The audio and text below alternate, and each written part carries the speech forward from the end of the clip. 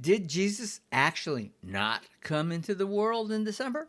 Dr. Michael Heiser argued the Bible, even the stars themselves, point to a specific 90-minute window on September 11th, 3 BC, and the evidence comes straight from Revelation 12 and the Magi star. Let me show you why this changes everything. Hi, I'm Marc Bates. This is Rabbit Room Apologetics, and today's topic is the probable birth date of Christ, according to Michael Heiser, right, and several other key scholars. Also, this is the preferred dating I live by or suggest, okay, for many reasons.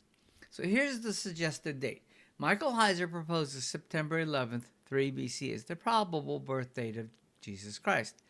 The date is based on astronomical phenomena described in the Bible, particularly the sign in the sky mentioned in Revelation 12, which can be correlated with specific celestial events. The date aligns with the Jewish calendar as well, coinciding with Rosh Hashanah, or Yom Teruah, which is the Jewish New Year, and or the Feast of Trumpets, which is the biblical feast, which symbolically represents a new beginning and the renewal of creation, and also historically has been seen by rabbinic sources as the time when the Messiah, the new king, would come to Israel. So it's a date people were looking for.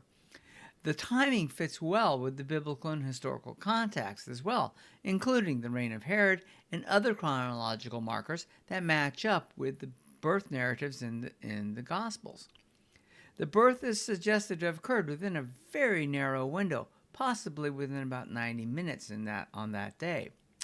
Heiser bases this conclusion largely on the work of E.L. Martin, and I've looked at E.L. Martin's work, and I think it holds up. And E.L. Martin used astronomical calculations to identify this date, and Heiser finds Martin's research persuasive, despite some academic skepticism. And you can't, be willing to fall on your sword on this date, but it's very conclusive evidence with all of the data lined up. The date also fits with the idea that the stars in heavens were used as signs to announce the Messiah's coming, as reflected in passages like Romans 10 and Psalms 19. The Magi's journey, guided by the movement of Jupiter, also supports this time frame, with Jupiter's retrogression beginning in December 3 BC, consistent with the star narrative in Matthew. So once again, we're lining up all of the biblical evidences here. So the reasoning behind this date. The early church did not celebrate Jesus' birth on December 25th for the first 3 centuries or so.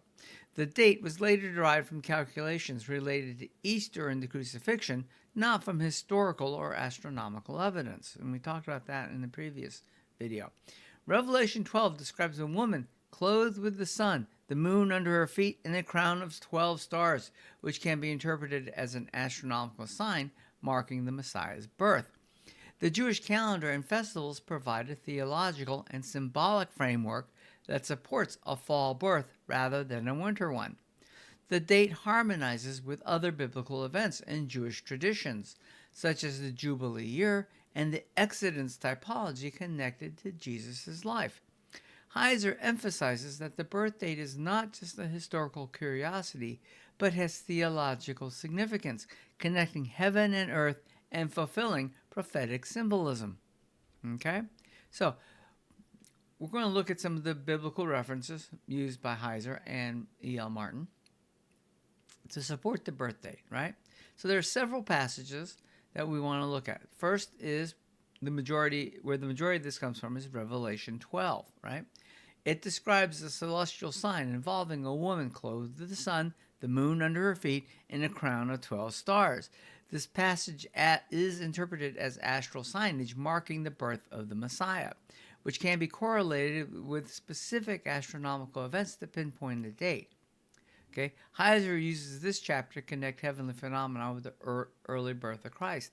You can also get star chart software, and you can run this on your computer, and you can try to align up these events happening, and you don't get too many options. And the only one that really fits is the one that we're suggesting here. Romans 10:14 to 18. Paul's statement emphasizes that people should have already heard the gospel, quoting Psalm 19, to show that the heavens declare God's glory. Heiser interprets this as indicating that the stars in heavens are used as signs to announce the coming of Jesus. Okay, people should have been looking for this coming. Psalm 19, though not quoted directly, it is referenced in Romans 10 and used by Heiser to support the idea that the heavens communicate divine messages, including the birth of the Messiah. Now, we're not talking about astrology, where the stars predict stuff. All we're saying is that God used the stars as signs to show people when he had prophesied things would happen, and he lined them up. Okay? And finally, Matthew 2, the star of the Magi. The narrative of the Magi following a star, which Heiser correlates with the astronomical movements of Jupiter around 3 BC, supporting the timing of Jesus' birth. Once again, you can go to an astronomical software on your PC if you wanted to, and you can line all this up, and you can watch the retrograde of Jupiter from a perspective from around Jerusalem, Bethlehem area, and you can see basically Jupiter, which would be a very bright star in the night sky, just kind of hovering over the area. Hence, the Magi followed the star, right? Genesis 6, and the broader theme of reversal of the transgression. Heiser connects Jesus' birth date to the theological theme of reversing the effects of the fall and the rebellion described in Genesis 6, right? Linking it to the timing and symbolism of the birth. There's also some additional references you can look into. So under the Jewish calendar, events such as Tishrei 1, Rosh Hashanah, or Yom Teruah, which is the Feast of Trumpets, which aligns with the proposed birth date and carries theological significance as the inauguration of the Davidic king. That's the date when the house of David is supposed to be inaugurated, right? And of course, Christ is the one and only king. The death of Herod, historical chronology are used to support the plausibility of 3 BC birth date, though these are extra-biblical historical references, not in the Bible itself. But the death of Herod is very important because obviously Christ can't be born if Herod's already dead, right? And so the proposed dates for when Herod died are very important for us, and there are some new scholarly work on that. These biblical references form the foundation of Heiser's argument, my argument, and E.L. Martin's argument that Jesus' birth can be dated with theological and astronomical precision rather than relying on traditional but historically unsupported dates like December 25th.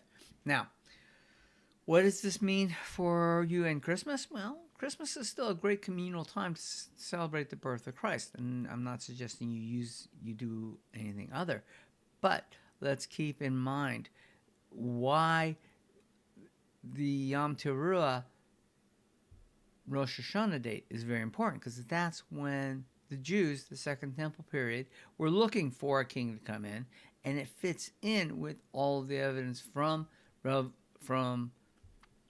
book of Revelation. So John is quoting stuff that was well known to time the fact that Christ had already been born. And that's why everything in the book of Revelation says, hey, he was born, and now we're in the end days, and we're living out the final battles. So, hope that was interesting for you. Not going to try to squash your Christmas, but just let's keep it in perspective. Christmas is a date we want to celebrate communally, right? And I love Christmas songs, and I love Christmas worship, but the birth date, theologically, more than likely occurred on Tishrei 1, right? Which is Rosh Hashanah, popular name for the date, or Yom Teruah, the beginning of the Feast of Trumpets.